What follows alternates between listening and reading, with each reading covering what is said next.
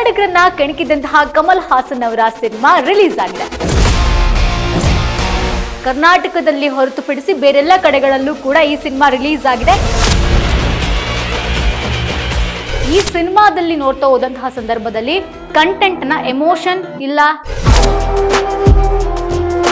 ಕಮಲ್ ಹಾಸನ್ ಹಾಗೆ ತ್ರಿಷಾ ಲವ್ ಸೀನ್ಗಳು ತುಂಬಾನೇ ಡಲ್ ಆಗಿದ್ವಂತೆ.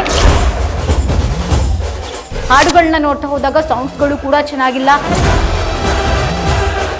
ಸಿನಿಮಾದಲ್ಲಿ ಏನಾದ್ರೂ ಟ್ವಿಸ್ಟ್ ಇದ್ದೇ ಇರಬೇಕು, ಬಟ್ ಈ ಸಿನಿಮಾದಲ್ಲಿ ಏನೂ ಟ್ವಿಸ್ಟ್ ಇಲ್ಲ.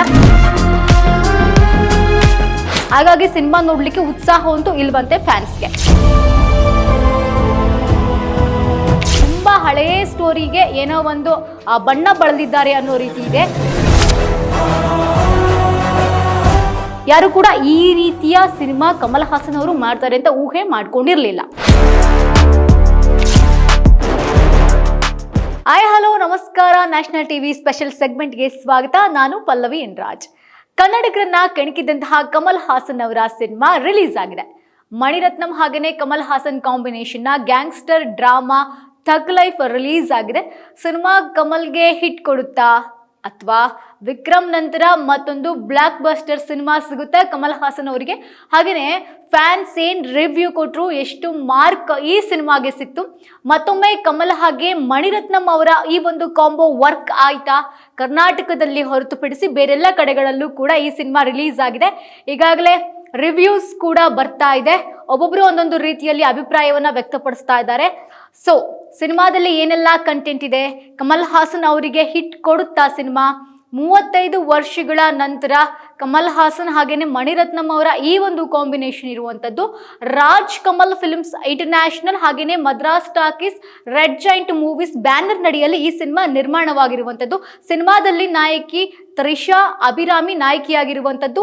ತನಿಕೆಳ್ಳ ಭರಾಣಿ, ಐಶ್ವರ್ಯ ಲಕ್ಷ್ಮಿ, ಅಶೋಕ್ ಸಲ್ವನ್, ಜೋಜು ಜಾರ್ಜ್, ನಾಜಾರ್, ಪಂಕಜ್ ತ್ರಿಪಾಠಿ, ಅಲಿ ಫಜಲ್, ಮಹೇಶ್ ಮುಂತಾದ ಕಲಾವಿದರು ನಟಿಸಿದ್ದಾರೆ. ರಂಗರಾಯ ಶಕ್ತಿವೇಲ್ ಆಗಿ ಕಮಲ್ ಹಾಸನ್ ಅವರು ಈ ಸಿನಿಮಾದಲ್ಲಿ ಅಭಿನಯಿಸಿರುವಂತದ್ದು. ಹಾಗೇನೆ ಅಮರನ್ ಆಗಿ ಸಿಂಬು ಅವರು ನಟಿಸಿರುವಂತದ್ದು. ಶಕ್ತಿವೇಲ್ ಅಂದ್ರೆ ಕಮಲ್ ಹಾಸನ್ ಅವರು ಅಮರನ್ ಅವ್ರನ್ನ ಕಾಪಾಡ್ತಾರೆ, ಶಕ್ತಿವೇಲ್ ಅಮರನ್ನ ಸಾಕ್ತಾರೆ. ಸೊ ಅಮರನ್ ಏನಾಗ್ತಾನೆ, ದೊಡ್ಡವನಾದ ಮೇಲೆ ಶಕ್ತಿವೇಲ್ಗೆ ದ್ರೋಹವನ್ನ ಮಾಡ್ತಾನೆ. ಈ ಕಥೆಯ ಒಂದು ಸ್ಟೋರಿ ಇದಾಗಿದೆ. ಮುಂದೇನಾಗುತ್ತೆ ಅನ್ನೋದೇ ಕಂಪ್ಲೀಟ್ ಆಗಿರುವಂತಹ ಸಿನಿಮಾ. ಕಥೆಯ ಹಂದರವನ್ನ ನಾನು ಈಗಾಗಲೇ ನಿಮಗೆ ಹೇಳಿದ್ದೀನಿ. ಅಭಿನಯದ ದೃಷ್ಟಿಯಲ್ಲಿ ನೋಡ್ತಾ ಹೋದೆ ತ್ರಿಷಾ ಅಭಿರಾಮಿ ಹಾಗೆಯೇ ನಾಜಿರ್ ಅವರು ತುಂಬಾ ಚೆನ್ನಾಗಿ ಒಂದು ಆಕ್ಟನ್ನ ಮಾಡಿದ್ದಾರಂತೆ. ಇವರ ಪಾತ್ರಗಳು ತುಂಬಾನೇ ಚೆನ್ನಾಗಿ ಮೂಡ್ ಬಂದಿದೆ. ಆಕ್ಷನ್, ಪ್ರೇಮ, ಸಸ್ಪೆನ್ಸ್, ಥ್ರಿಲ್ಲರ್ ಮಿಶ್ರಣವಾಗಿರುವಂತಹ ಸಿನಿಮಾ ಆಗಿದೆ. ಕಮಲ್ ಹಾಗೆ ತ್ರಿಷಾ ನಡುವಿನ ಒಂದಷ್ಟು ದೃಶ್ಯಗಳು ಅಂದ್ರೆ ಹಸಿಬಿಸಿ ದೃಶ್ಯಗಳು ಬೇಡವಾಗಿತ್ತು ಅನ್ನೋ ರೀತಿಯಲ್ಲಿ ಒಂದು ಮಾತು ವ್ಯಕ್ತವಾಗ್ತಾ ಇದೆ. ಚಿತ್ರಕ್ಕೆ UA16+ ಅನ್ನೋ ಸರ್ಟಿಫಿಕೇಟ್ ಸಿಕ್ಕಿದೆ. ಈ ಸಿನಿಮಾದಲ್ಲಿ ನೋಡ್ತಾ ಹೋದಂತಹ ಸಂದರ್ಭದಲ್ಲಿ ಕಂಟೆಂಟ್ ನ ಎಮೋಷನ್ ಇಲ್ಲ, ಟ್ವಿಸ್ಟ್ ಮೇಲೆ ಟ್ವಿಸ್ಟ್ ಇಲ್ವೇ ಇಲ್ಲ.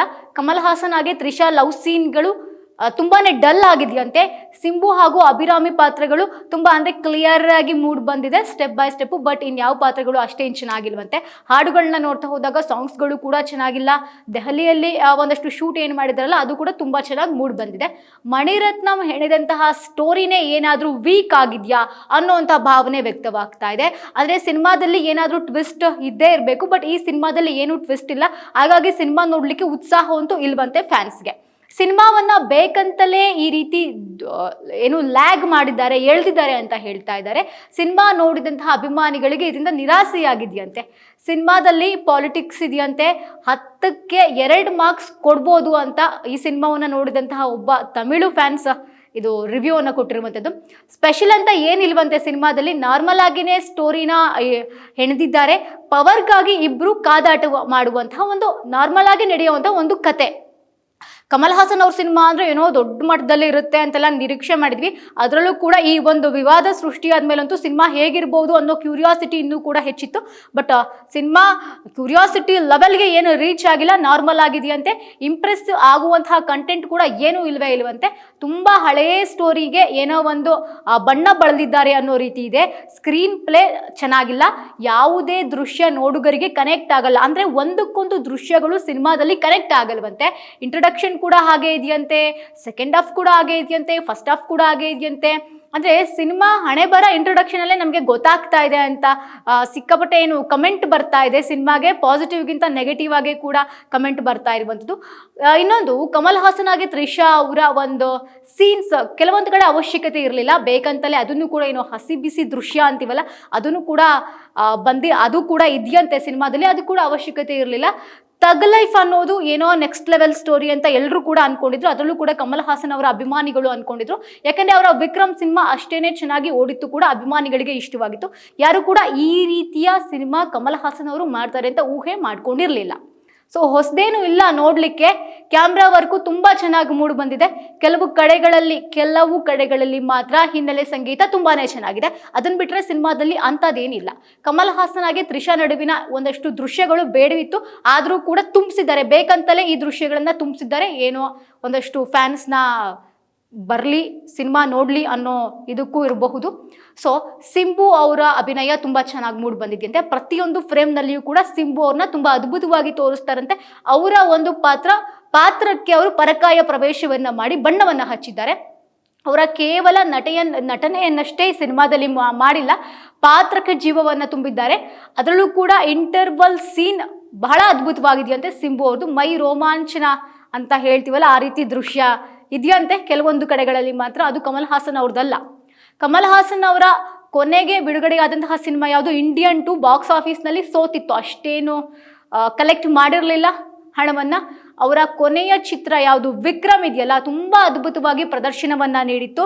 ಇಡೀ ಭಾರತದಾದ್ಯಂತ ಎಲ್ಲರೂ ಕೂಡ ಇಷ್ಟಪಟ್ಟಿದ್ರು, not only Kamal sir fans, ಎಲ್ಲರೂ ಕೂಡ ಇಷ್ಟಪಟ್ಟಿದ್ರು.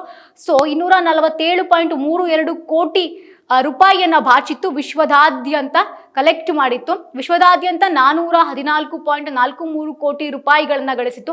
ಸೊ ಈಗ ಬಂದಿರುವಂತಹ ತಗ್ ಲೈಫ್ ಸಿನಿಮಾ ಎಷ್ಟು ಹಣವನ್ನ ಬಾಚುತ್ತೆ, ಎಷ್ಟು ಜನರಿಗೆ ಇಷ್ಟವಾಗುತ್ತೆ. ಫ್ಯಾನ್ಸ್ ಒಬ್ಬೊಬ್ರು ಒಂದೊಂಥರ ಈಗಾಗಲೇ ರಿವ್ಯೂಸ್ ಅನ್ನ ಕೊಡ್ತಾ ಇದ್ದಾರೆ. ಅದರಲ್ಲೂ ಕೂಡ ನಮ್ಮ ಕರ್ನಾಟಕದಲ್ಲಿ ಇನ್ನೂ ಸಿನಿಮಾ ರಿಲೀಸ್ ಆಗಿಲ್ಲ. ನಮ್ಮ ಕರ್ನಾಟಕದಲ್ಲಿಯೂ ಕೂಡ ಕಮಲ್ ಸರ್ ಅವರ ಫ್ಯಾನ್ಸ್ ಅಂತೂ ಇದ್ದೇ ಇದ್ದಾರೆ. ಸೊ ಅವರು ಇಲ್ಲಿ ಒಂದಷ್ಟು ಹಣವನ್ನ ಲಾಸ್ ಮಾಡ್ಕೊಳ್ತು ಸಿನಿಮಾ ತಂಡ ಅಂತಾನೆ ಹೇಳ್ಬೋದು. ಯಾಕೆಂದ್ರೆ ಇಲ್ಲೂ ಕೂಡ ಅವ್ರಿಗೆ ಫ್ಯಾನ್ಸ್ ಇದ್ದಾರೆ, ಇಲ್ಲೂ ಕೂಡ ಸಿನಿಮಾ ಚೆನ್ನಾಗಿ ಓಡ್ತಾ ಇತ್ತು.